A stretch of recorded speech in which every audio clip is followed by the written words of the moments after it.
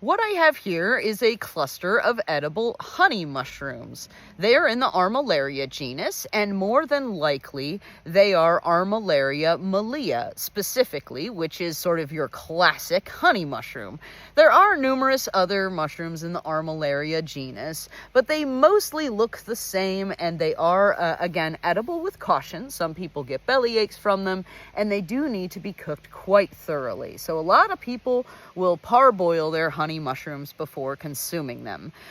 So they're really beautiful and distinctive, but also highly parasitic. So where you'll find them growing is in big clumps at the base of trees that are ailing or being attacked by the honey mushroom.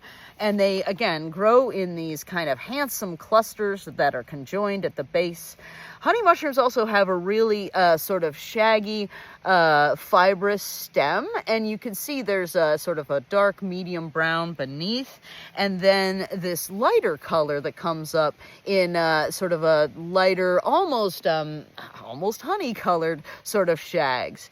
They also have rings on the stem that sort of descend all the way from the cap of the mushroom itself. So they leave these really substantial rings on the stem. And I'm smirking right now because in North Carolina and other parts of the United States, we have ringless honey mushrooms happening right now. And they look somewhat similar, but their color is not the sort of pleasing yellowy honeyish color.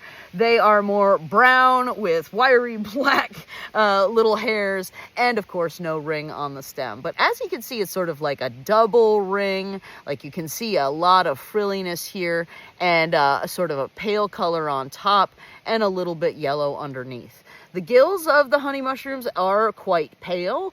This is a very pale collection, however, so sometimes they're not nearly as pale as this. And the spore print is white.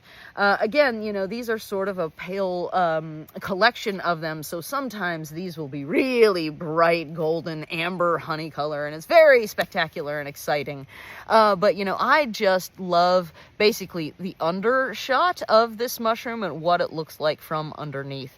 Because despite the fact that it is, you know, again, a parasite and certainly something that you'll see in the forest and be a little bit concerned about the trees that are living nearby, it is a beautiful organism. And certainly, as somebody who lives in Raleigh, North Carolina, where there is nothing but ringless honey mushrooms happening, it's dry and they are just going off like a bomb.